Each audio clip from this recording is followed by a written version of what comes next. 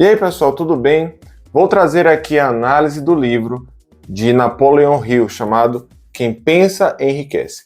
Esse livro, muito famoso, teve mais de 110 milhões de cópias vendidas e ele fala sobre enriquecer.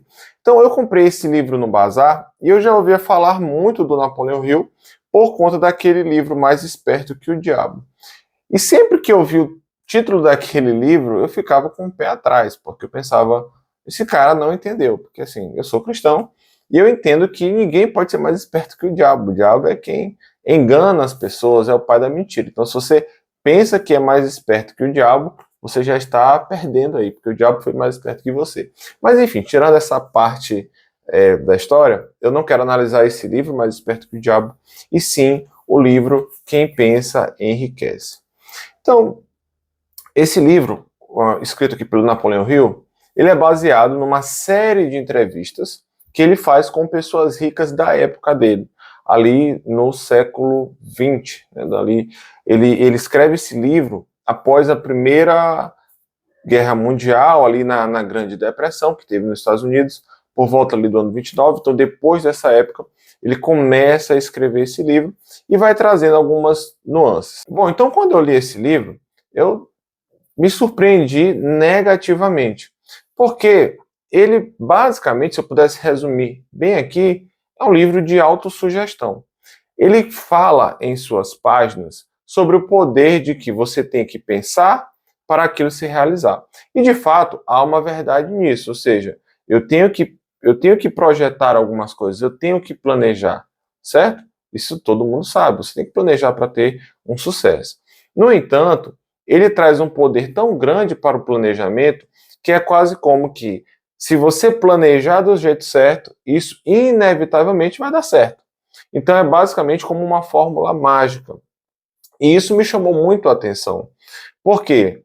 Quando você vai olhar esse livro nos dias de hoje, você começa a entender de onde vem muitas teorias de alguns coaches. E eu falo coaches entre aspas, porque o coach é um trabalho sério. Ele surge como um trabalho sério, no entanto, ele foi deturpado aí por pessoas sem escrúpulos, ou que faziam um curso de coach de um final de semana e saía dizendo por aí que era coach, falando as maiores barbaridades.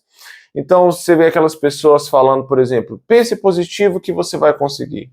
Você tem que apenas pensar positivo, é a chave do sucesso. E quando a gente encara a realidade, a gente sabe que não é bem assim. Não é só simplesmente pensar positivo. Quer dizer que se eu pensar que eu vou ser rico, então logo eu vou ser rico. Um autor mais contemporâneo que fala dessa teoria é T. Harv Eker, que ele vai lá naquele livro Os Segredos da Mente Milionária, ele fala justamente isso daqui. Aqui o Napoleon Hill traz no seu livro. Ele diz assim, olha, imagine um valor que você quer chegar. Por exemplo, 10 milhões. Então você vai pensar todo dia nesse valor, vai pensar, até você atingir os 10 milhões. Então, para esses autores, eu só vou ter 10 milhões se eu pensar todo dia e constantemente em ter esses 10 milhões. Veja como o negócio é meio complicado, a não ser que você creia na autossugestão, no poder do pensamento positivo, naquela questão de energia, aí tudo bem, talvez faça sentido para você, mas para mim não faz muito sentido. Estou aqui com minha colinha, né, até porque são vários tópicos desse livro. Um outro ponto, além do pensamento positivo, ele vai falar do poder da mente, do poder do subconsciente, ou seja, não sei se você já leu o livro O Poder do Hábito, e nesse livro fala que o hábito ele é formado no subconsciente. Né? E esse hábito vai se formando com pequenas ações que você vai fazendo no dia a dia, e de forma que, em algum momento, você vai fazer aquilo de forma automática. Por exemplo, hoje, no meu trabalho, tem 2 saídas. Você pode sair para um lado ou para o outro, que vai dar em diferentes avenidas. E eu não vim para casa logo que eu saí, eu ia para outro local. Então, mas mesmo assim eu saí pela saída que eu sempre costumo sair, quando eu deveria ter saído pela outra. Por quê? Porque é um hábito, isso está enraizado em mim sair somente por aquele local.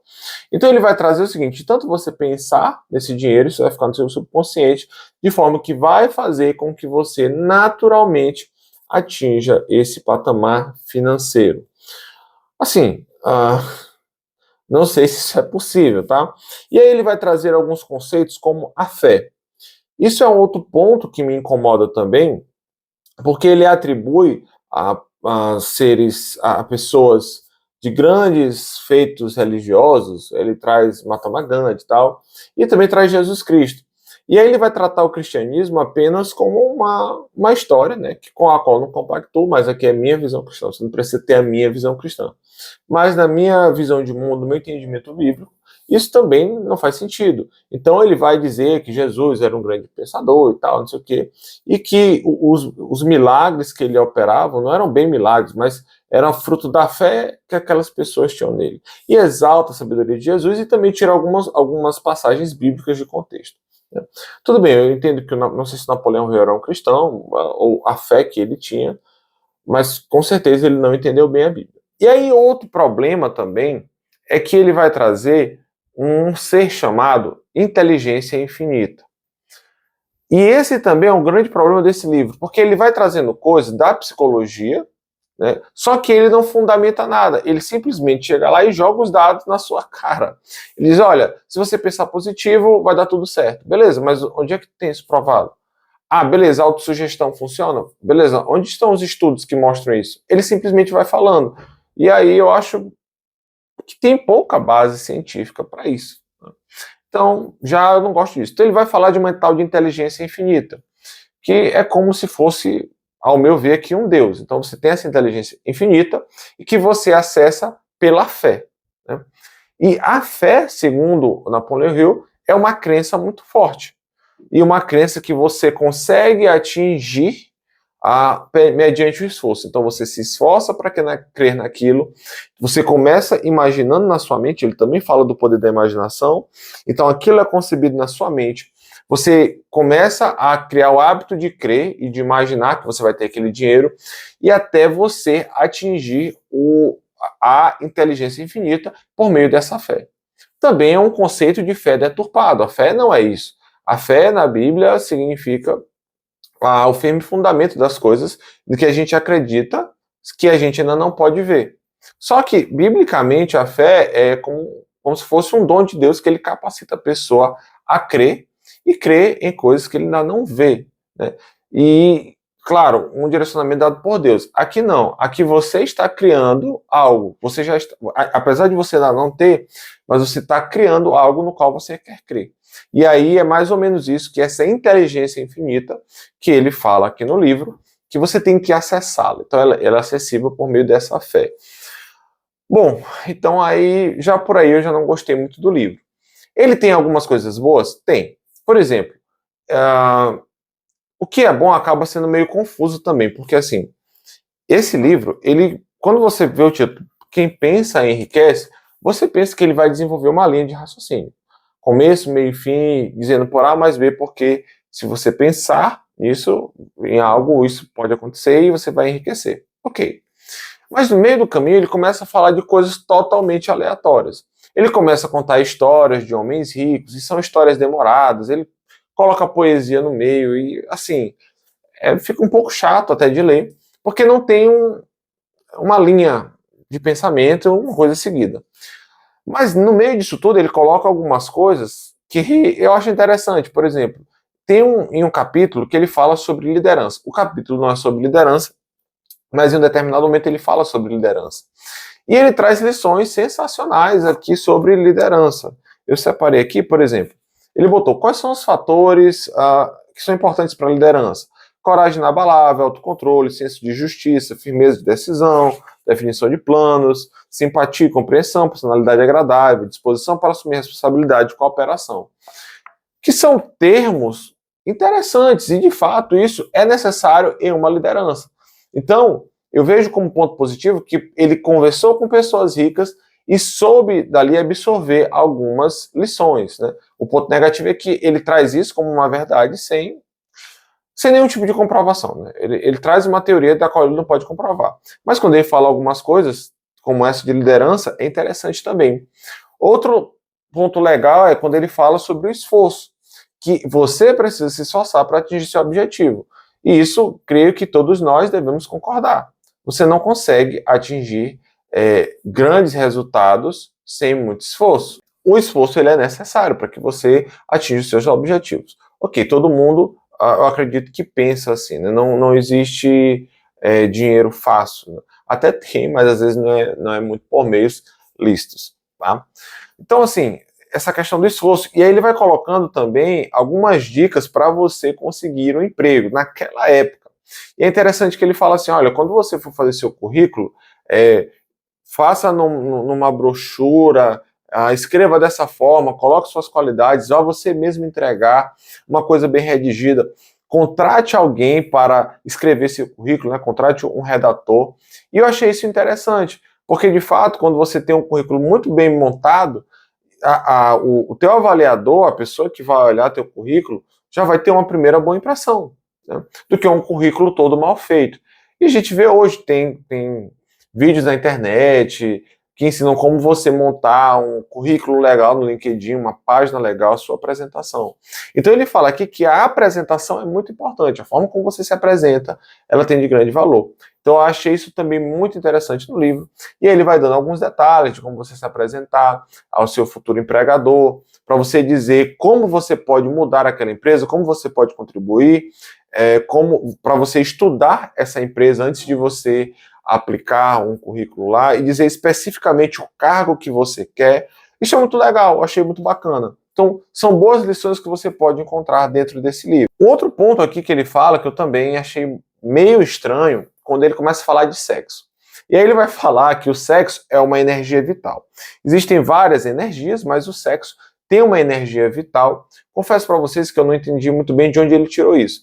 Mas ele fala assim, que uma pessoa apaixonada, ela consegue realizar mais feitos.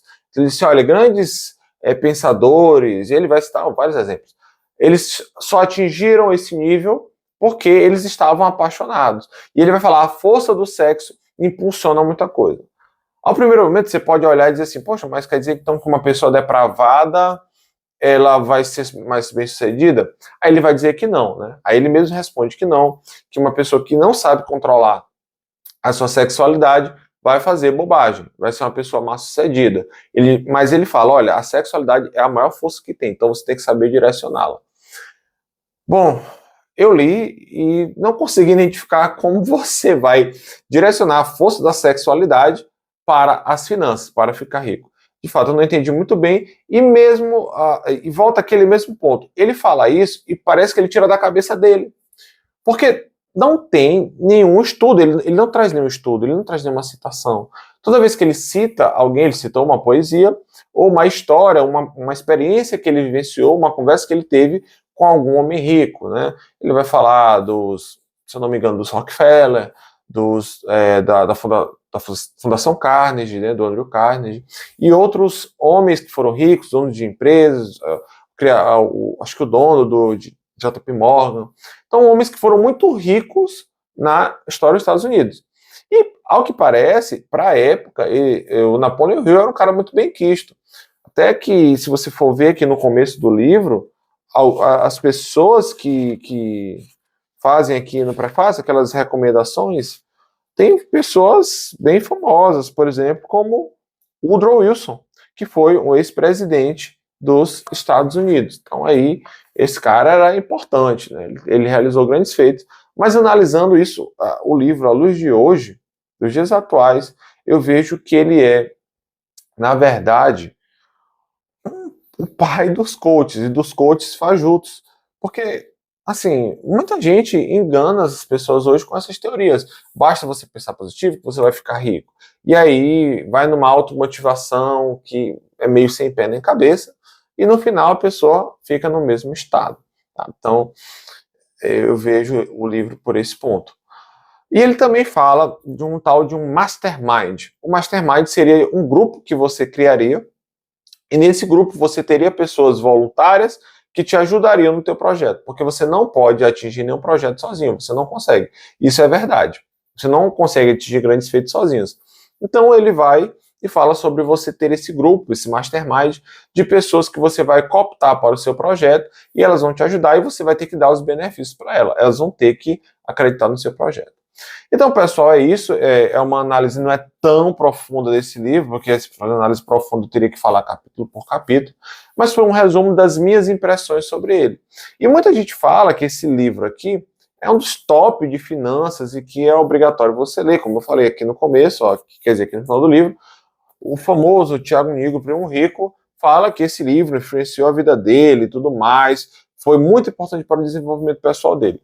Bom, para mim, não foi. Né? E o Napoleão Hill diz o quê? Tudo que a mente humana pode conceber e acreditar, ela pode conquistar. Eu discordo, né? Eu discordo. Eu acredito que sim, você tem que planejar, você de fato tem que acreditar no projeto que você está fazendo, mas essa certeza de que tudo que a mente pensa ela vai realizar, aí eu não acredito, porque eu também não acredito que você esteja no comando do universo. Eu acredito que Deus está no comando do universo e não o homem. Então é isso, pessoal. Espero que tenham gostado. Não se esqueçam de se inscrever aqui no canal. É muito importante a participação de vocês. Até a próxima e um grande abraço.